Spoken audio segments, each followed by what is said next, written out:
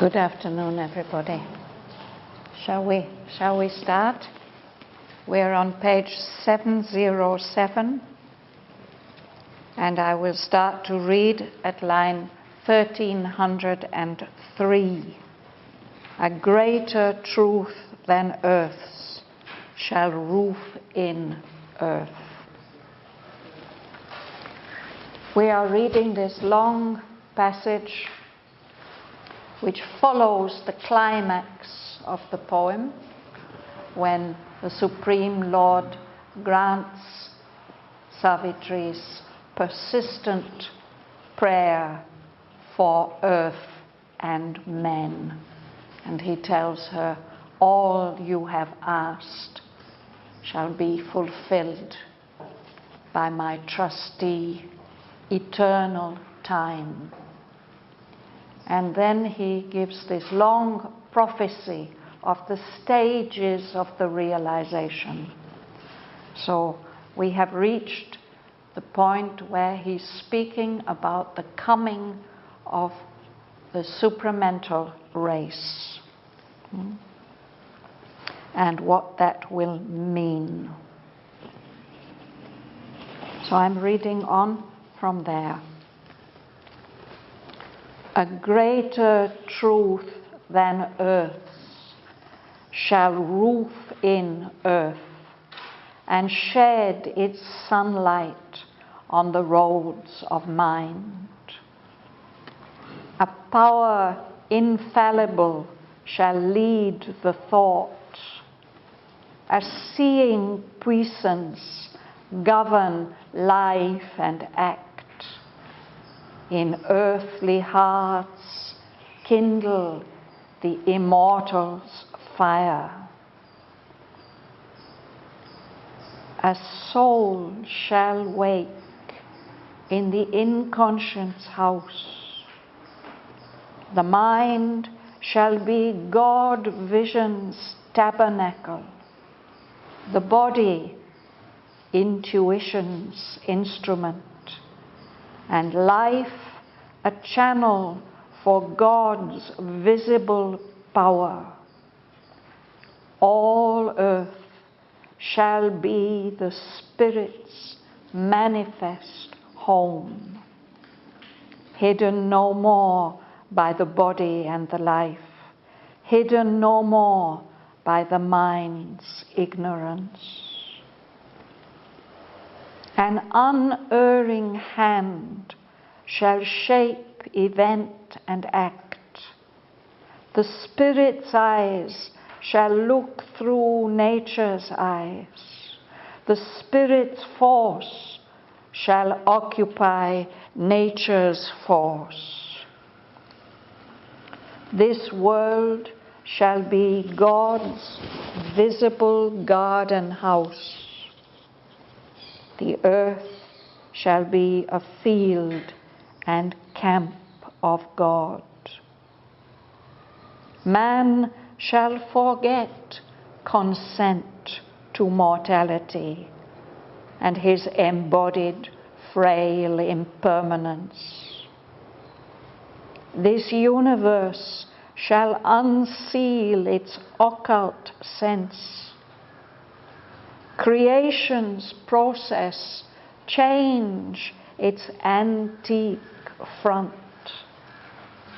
An ignorant evolution's hierarchy release the wisdom chained below its base. The Spirit shall be the master of his world, lurking no more in form's obscurity, and nature shall reverse her actions' rule. The outward world disclose the truth it veils. All things shall manifest the covered God. All shall reveal the Spirit's light and might, and move to its destiny of felicity. Even should a hostile force cling to its reign and claim its rights' perpetual sovereignty, and man refuse his high spiritual fate, yet shall the secret truth in things prevail. For in the march of all-fulfilling time, the hour must come of the transcendent's will. All turns and winds towards his predestined ends in nature's fixed, inevitable course, decreed since the beginning of the worlds in the deep essence of created things. Even there shall come as a high crown of all the end of death, the death of ignorance.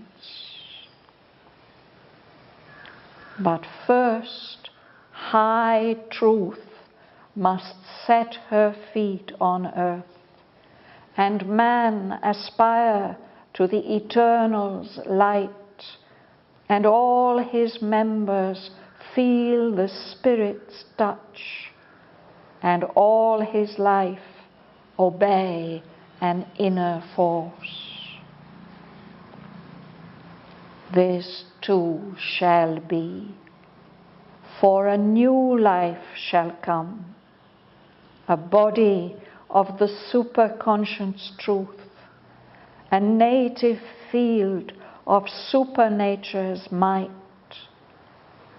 It shall make earth's nescient ground truth's colony, make even the ignorance a transparent robe through which shall shine the brilliant limbs of truth. And truth shall be a sun on nature's head, and truth shall be the guide of nature's steps, and truth shall gaze out of her nether deeps.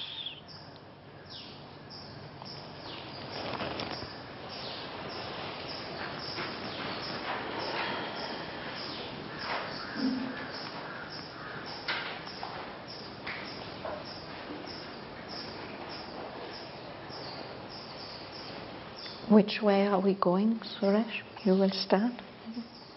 A greater truth than earth shall root in her, and shed its sunlight on the roads of mind. A power infallible shall lead their thought, a saying, Puissance, grown, I can act, and earthly thoughts, kindly Kindle. the Immortal's fire. To kindle, it means to light a fire. So this is the promise. We have a certain kind of truth at the moment and reality, no?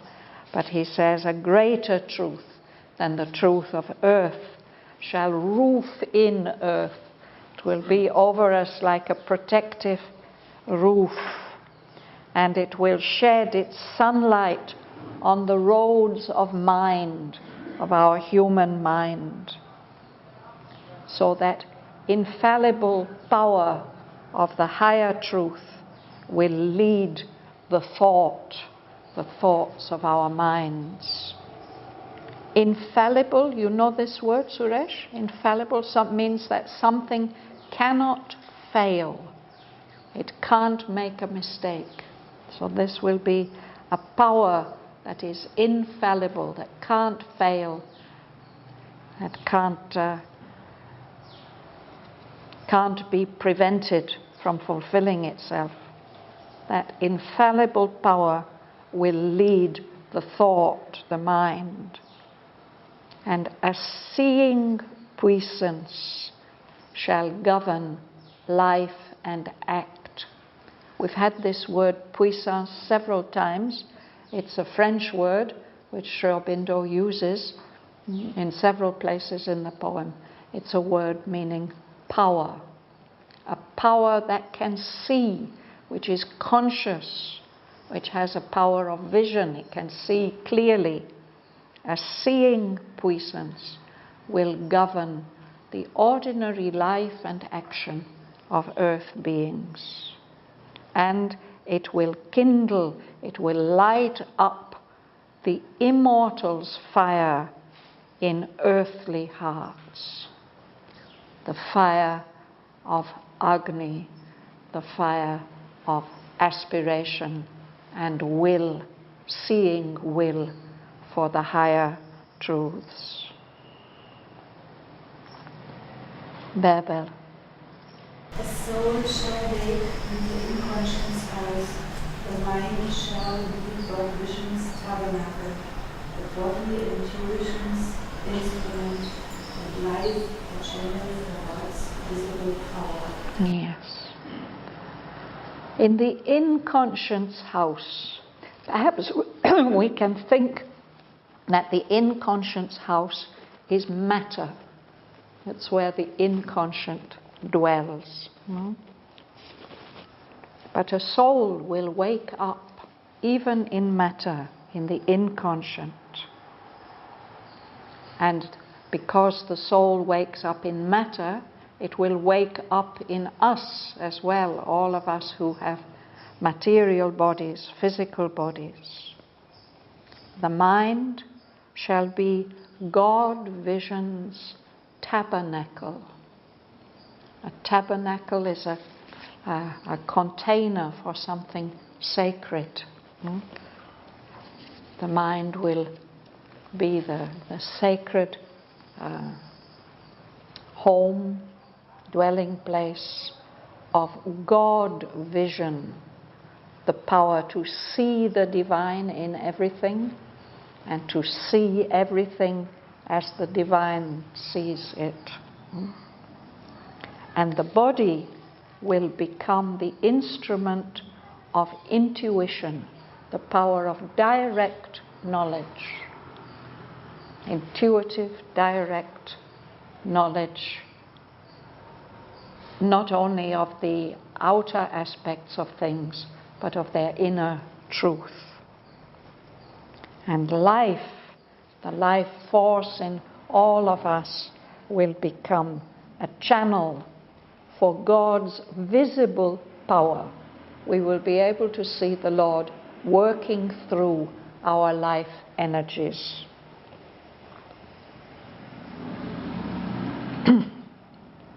Dr. Mishra, would you read? Would you read a sentence? Line 1311, all earth shall be spirits manifest who, hidden no more by the body and life, hidden no more by the mind's ignorance, an unerring hand shall save to wind and act. Thank you. So all earth, the whole material universe, will be the home of the Spirit manifest, obvious. Already, of course, the whole material world is the home of the Spirit, but it's the home of the Spirit veiled, disguised. It will become the home of the Spirit manifest, revealed, no longer hidden by the body and the life, no longer hidden by the mind's ignorance. And an unerring hand shall shape, event, and act. Unerring is like infallible. It means not making any mistake. To err means to wander, to be lost. A hand that is unerring, which does its work perfectly without the slightest slip or mistake. An unerring hand will be shaping everything that happens every event and everything that is done. Is divine then? Of course, it's the divine hand. Yes. Is big H. Who else has that divine, that unerring hand? It is capital H. Yes, capital H. Mila. The Spirit's eyes shall look through nature's eyes. The Spirit's force shall occupy nature's force. These walls shall be God's visible garden house. The earth shall be a free and calm of God. Man shall forget himself to mortality, and his embodied frail impermanence. Yes.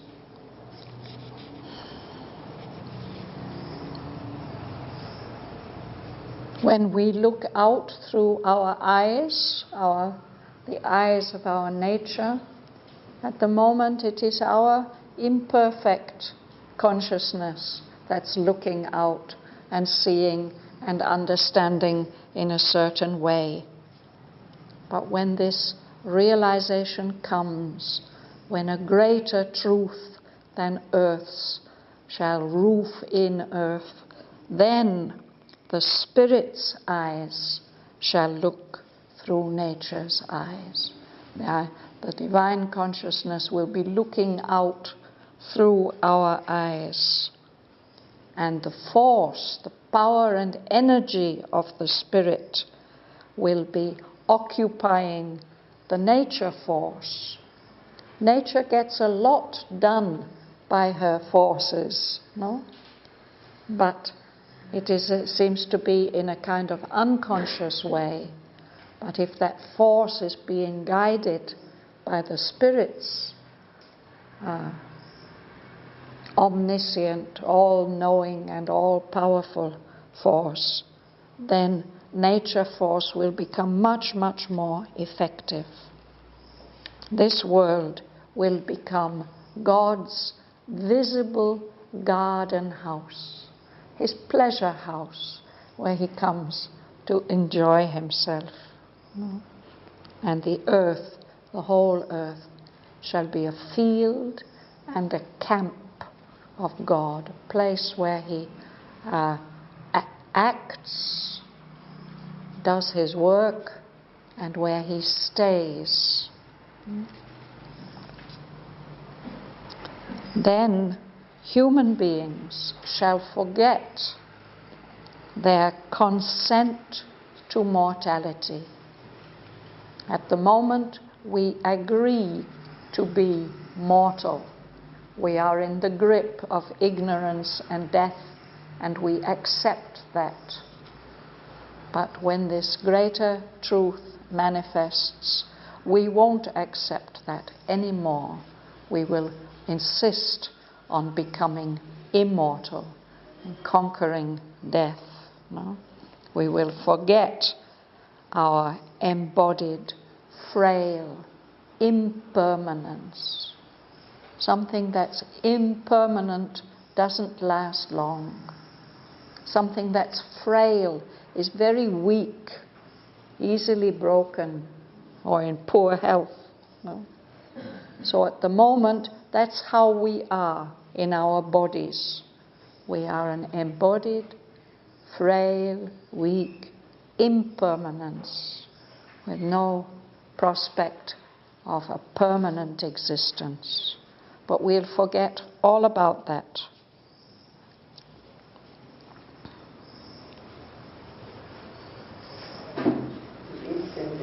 This world shall be God's visible garden. There shall be a field and camp of God. But at present also is the field of God. Yes, but at the moment it's not visible.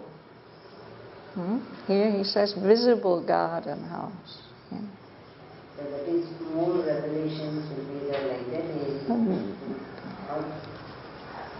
Instead of being veiled and hidden by the body and the life and the forms, we shall see the divine presence and we shall see the divine acting, shaping every event, feel him acting through our actions. Yeah. This would be such a great change, no? If we could be at every moment conscious of the divine presence, not only protecting us, but guiding us, showing us what is to be done.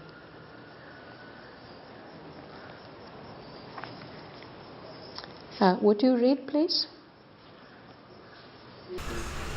This universe shall unsee its upper sense, creation's process change its antique time. Ignorant evolution, hierarchy, release the wisdom, chain below space. Yes. So it's not only man, it's not only human beings who are going to change. The whole universe is going to change. And it will unseal its occult or hidden meaning and significance and intention. When something's sealed up, it's closed up.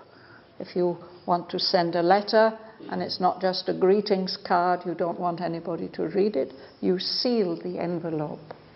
Or if it's something top secret, it will have an even bigger seal on it that nobody can open without it being obvious that it's been opened.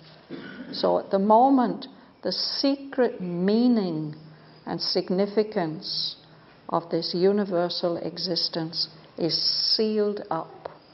Sri Aurobindo is telling us a lot of it about it, no? But still it is hidden, even to us who are studying, and to most people they don't even dream that it has a hidden sense. And the whole process of creation, he says, will change its antique front. Something that's antique is very old. No? So that old appearance that creation has had, perhaps since the Big Bang, no, will change this whole process of creation. At the moment, there's a hierarchy in evolution. There's the most primal and simple forms of matter, subatomic particles, forces, things like that. And then there's what we recognize as matter, as material things. And then there's living matter. And then there's even mentalized living matter. That's a kind of hierarchy in the ignorance. But here he says that hierarchy, that progression will release, it will set free, liberate the wisdom. And again, it's got a capital letter, the secret divine wisdom, which at present is chained below its base, below the very base of that hierarchy in the evolution that we can look back and see happening since the beginning of this universe, has below it, tied up, chained, unable to express itself freely, a divine wisdom, which is just emerging slowly in the course of evolution. When this big change comes about, that wisdom will be released, set free.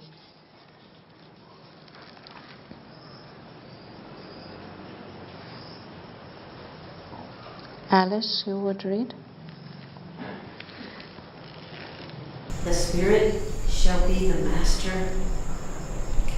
The Spirit shall be the master of his world, lurking no more in forms obscurity, and nature shall reverse her actions rule. The outward glow disclose the truth it veils. All things shall manifest the covert God. All shall reveal the Spirit's light and might and move to its destiny of felicity. Yes. At the moment, nature rules the world. Spirit stands back, supports her, allows her to do her work. But when this big change comes about, the Spirit shall be the master of this world. He will show his rule, and he will not be lurking. He won't be hiding himself any longer in the obscurity of form. Now he hides himself in all these forms and appearances, and that's why we don't recognize his appearance now. He won't be hiding anymore. And so nature's rule will be reversed. At the moment, it is nature that rules, and the Spirit is behind, supporting. But when this big change comes about, the outward world will reveal the truth that at the moment it is veiling. No? And all things shall manifest the covert God, the God who is hidden at the moment.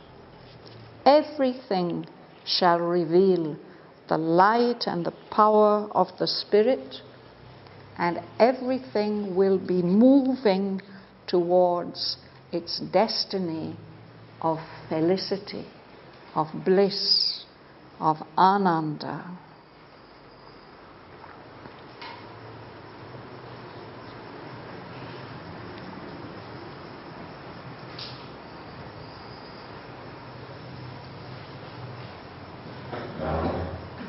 Sarojini.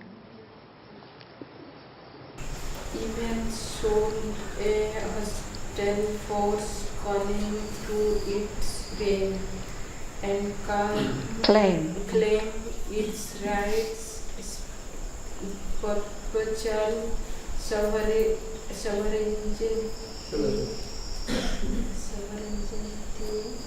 and man refuse his high spiritual fate.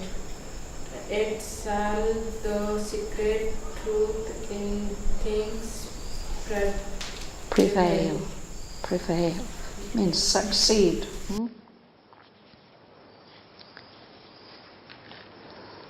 Throughout the poem, in several places, Aurobindo has been telling us that it is the role of humanity to bring about this big change. No?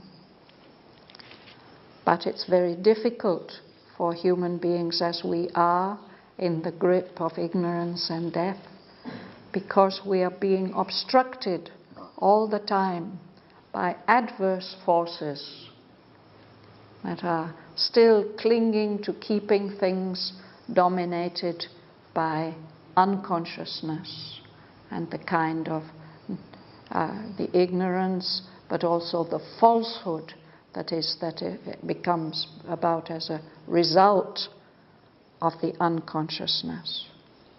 So he says, even if a hostile force clings to its reign, holds on to its rule, and it claims to rule forever, perpetually, forever, it claims to keep its sovereignty. And if, as a result of the clinging on of that hostile force, human beings should refuse their high spiritual fate, still, nevertheless, the secret truth which is in all things will prevail. It will be stronger than that hostile force. It will be fulfilled.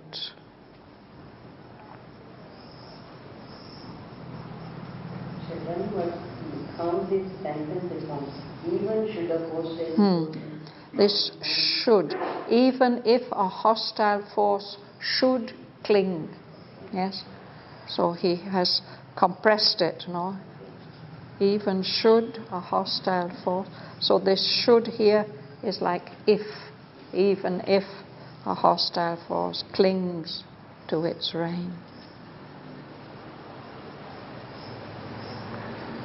And now he's going to tell why the secret truth in things is sure to prevail. Aurobindo says all this is fixed and ordained and inevitable. He is absolutely sure about it. Why? Ella, you like to read? On the march of the filling time, the hour must come of the transcendent will. All turns and windings toward his destiny and nature fixed in the invisible curse. The creations and rules of the world will lead the sense of creative force. Even the shout come by the high ground of all. The end of that, the death of ignorance. Yes, thank you. In the march of all fulfilling time, as time unrolls, as it moves forward, finally the hour must come when the will of the transcendent is fulfilled. The transcendent, the supreme divine, unlimited by the manifestation. He's already decided how it is to end, or how it is to be fulfilled. Everything in the manifestation is turning and winding and going round and round, but it's always moving towards its end, the predestined end, the end that has been fixed from the beginning. It's following nature's fixed, inevitable course. Aurobindo says it's a spiral. It goes higher and higher, but sometimes, of course, that spiral dips down lower, but then it goes higher again. It's a spiral. Nature's fixed, inevitable course, which has been decreed.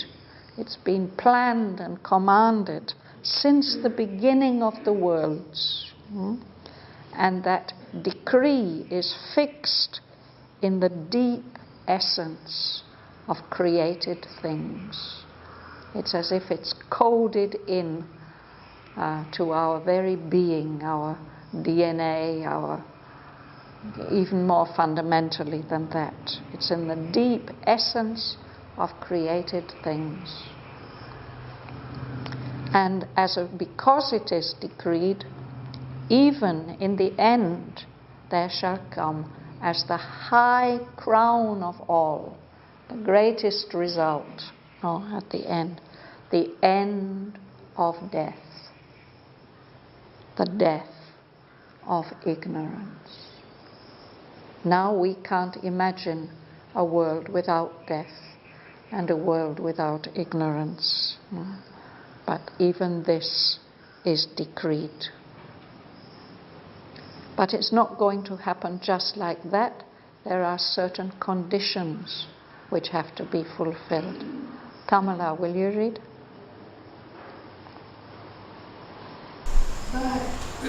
But first high truth must set her feet on earth, and man aspire to the eternal light, and all his members feel the Spirit's touch, and all his life obey an inner force. Yes. The first high truth must set her feet on earth. So that's why Auroville has been established as the city at the service of truth. And we have these beautiful paintings of hutas showing truth and love. The love, the rule of the divine's love upon earth cannot come about until truth has set her foot on earth. So we are aspiring for the victory of the truth. And human beings have a part to play in that. We have to aspire to aim for the eternal's light. And a change must come about in our bodies so that all our members, every part of us, feel the touch of the Spirit. And all his life, all the life of human beings obeys an inner force, the force of the soul.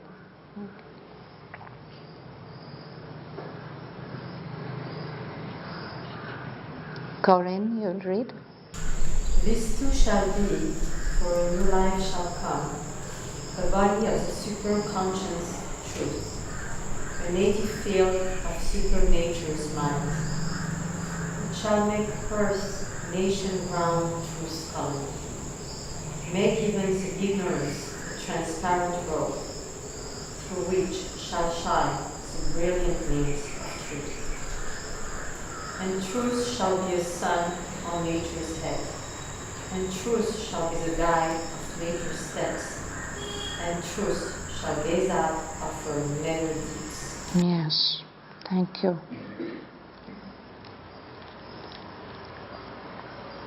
So he promises that this moment when high truth sets her feet on earth, it will come. This too shall be, because a new kind of life shall come on earth, the divine life. And that life will be a body, a form that can hold and express the truth of the superconscient. Consciousness so far above us, we can't even imagine it.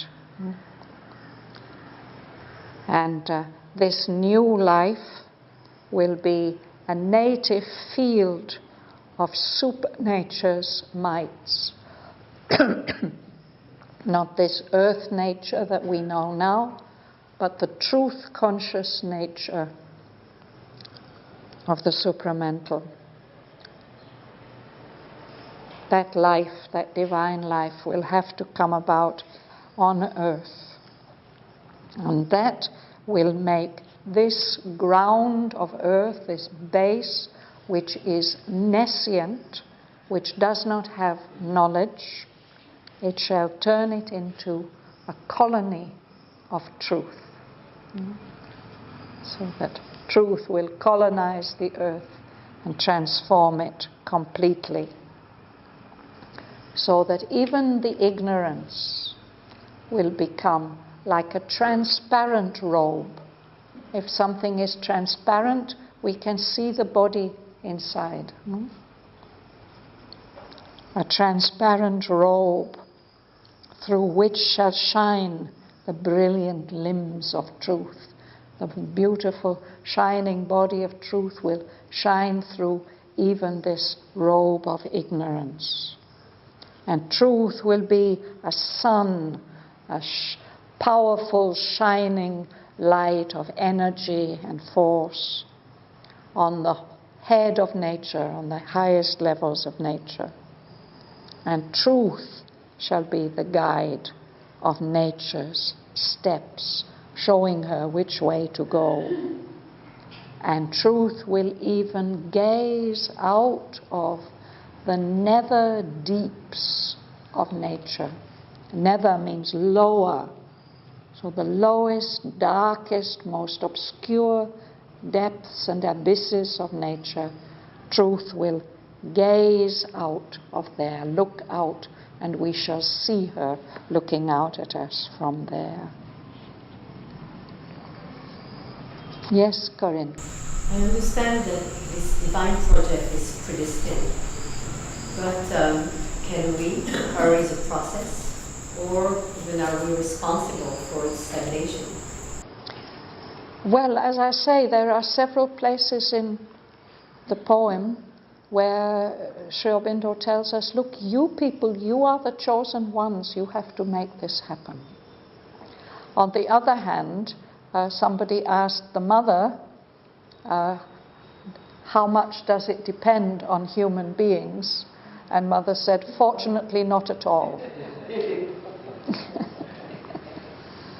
So we could say that humanity, as mental beings, as halfway conscious beings, we have the opportunity to participate in this process consciously if we choose to do it.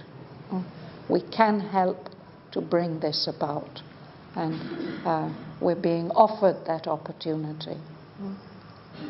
But many things have to happen, and evolution has to help us. As we are at our present stage of evolution, all we can do is to aspire for this state.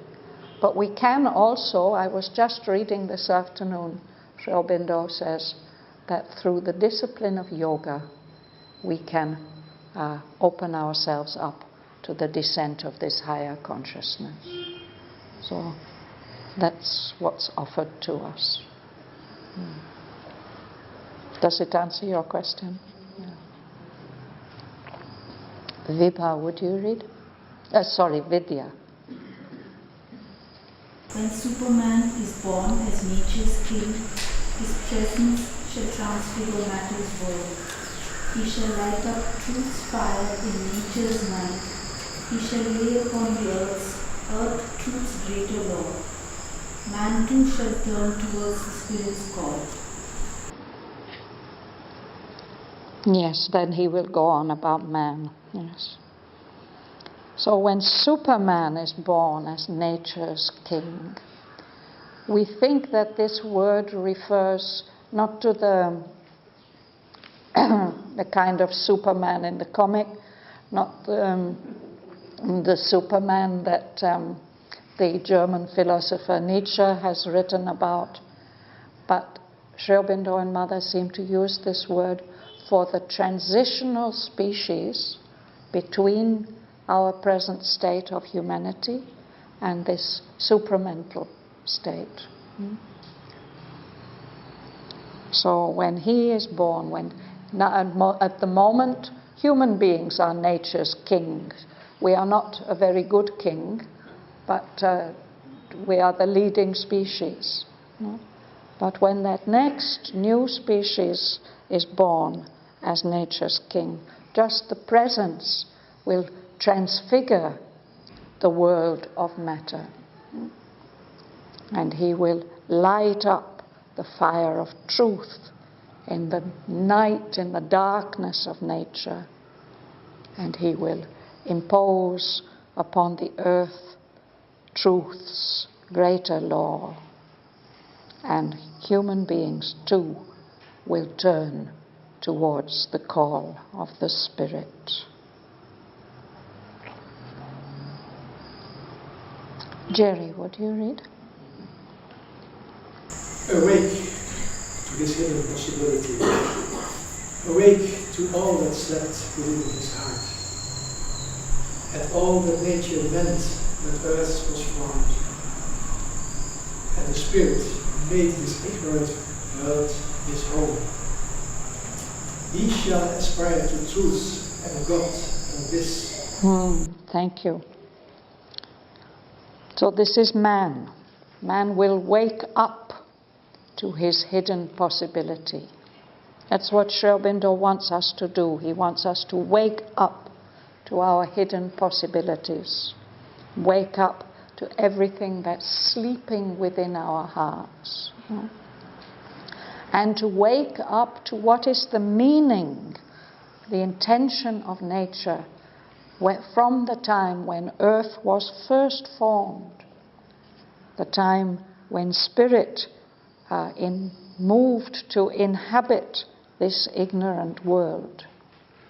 So then, naturally, human beings will start to aspire to truth and God and bliss.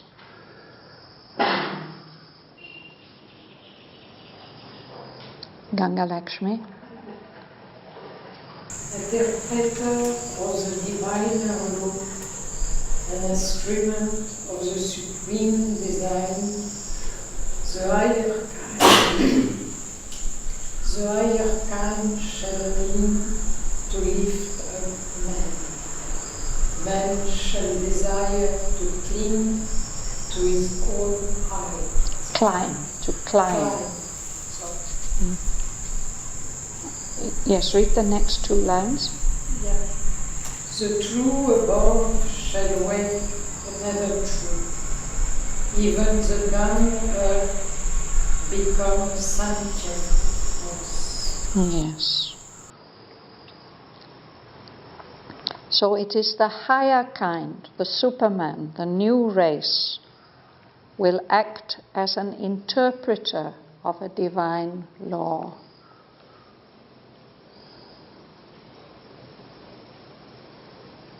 Sometimes when new rules and regulations are made, recently we went through this whole policy, business of getting a new entry policy for Auroville. And it needs interpreting, it needs explaining and being made clear to people. So for that we need an interpreter, somebody who understands that other language, or the intention of that higher law. So it will be the Superman who will be the interpreter of that diviner law to human beings. And that Superman will be the instrument of a supreme design, that supreme design that the Lord has made. It needs to be implemented, it needs to be carried out. So the higher kind, the new race, will do that work by interpreting the divine law and working out the supreme design and leaning down to lift up man. We will have help, no? And then naturally man will begin to desire to climb to his own heights, to those higher possibilities. Also, that truth which is above will wake up the truth which is involved in nature. It's as if hidden within us is this truth. That's why we are longing for a diviner life, actually. So that pressure of that truth from above will wake up this lower truth, so that even the dumb earth, this nescient, inconscient matter, will become a sentient force, a power of action and energy which has senses, which can feel, which can be aware.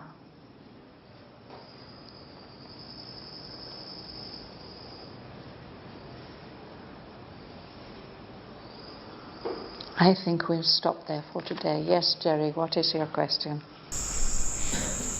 Well, I'm getting two beautiful things. One is the man as the interpreter of the divine law. But from the other senses, I get something else too. And that something else is he is representing instead of interpreting the divine law. Well, both. Yes, that's what I'm telling. So I get that the man is both. He is representing it and interpreting it. Yes. That's our high role. Yeah. And there's, since we've got a few minutes, I'll read you just a little passage that I'm always carrying with me.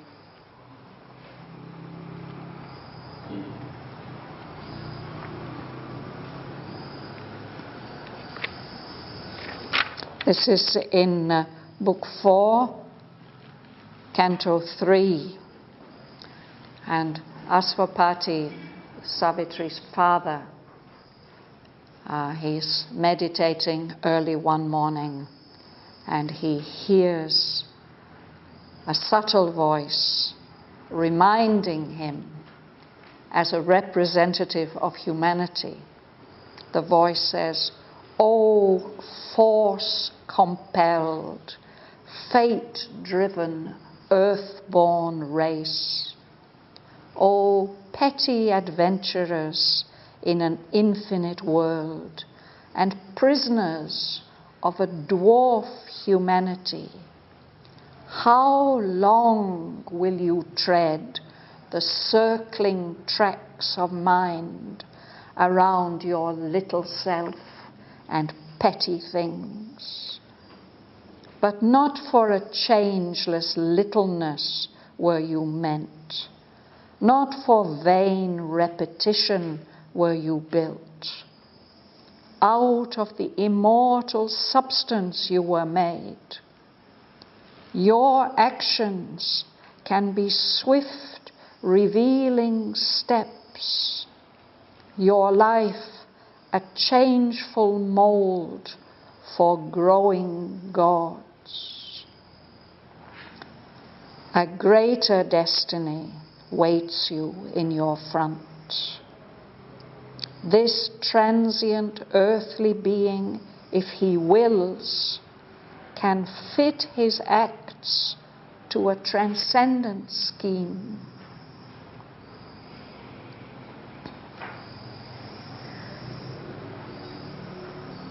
Yet shall the Godhead grow within your hearts. You shall awake into the Spirit's air and feel the breaking walls of mortal mind, and hear the message which left life's heart dumb, and look through nature with sun-gazing lids, and blow your conch shells at the Eternal's gate. Authors of earth's high change. That's us. That's what he calls us. Authors of earth's high change. To you it is given to cross the dangerous spaces of the soul and touch the mighty mother, stark awake, and meet the omnipotent in this house of flesh, and make of life the million-bodied one. It goes on quite a lot longer, but it's one of my favorite passages. It says, it's up to you. The earth is waiting for you to do all this, he says.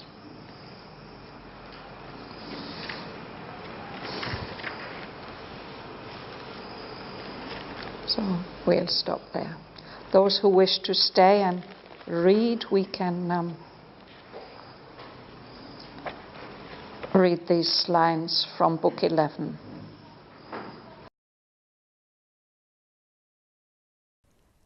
A greater truth than earth's shall roof in earth, and shed its sunlight on the roads of mind. A power infallible shall lead the thought, a seeing puissance govern life and act. In earthly hearts kindle the Immortal's fire. A soul shall wake in the Inconscient's house. The mind shall be God vision's tabernacle, the body intuition's instrument, and life a channel for God's visible power. All earth shall be the Spirit's manifest home, hidden no more by the body and the life, hidden no more by the mind's ignorance. An unerring hand shall shape event and act. The Spirit's eyes shall look through nature's eyes. The Spirit's force shall occupy nature's force. This world shall be God's visible garden house. The earth shall be a field and camp of God. Man shall forget consent to mortality and his embodied frail impermanence. This universe shall unseal its occult sense. Creation's process change its antique front. An ignorant evolution's hierarchy release the wisdom chained below its base. The Spirit shall be the master of his world, lurking no more in form's obscurity. And nature shall reverse her actions' rule, the outward world disclose the truth it veils. All things shall manifest the covered God. All shall reveal the Spirit's light and might, and move to its destiny of felicity. Even should a hostile force cling to its reign and claim its right's perpetual sovereignty, and man refuse his high spiritual fate, yet shall the secret truth in things prevail. For in the march of all-fulfilling time, the hour must come of the Transcendent's will. All turns and winds towards his predestined ends in nature's fixed inevitable course, decreed since the beginning of the worlds in the deep essence of created things. Even there shall come as a high crown of all the end of death, the death of ignorance.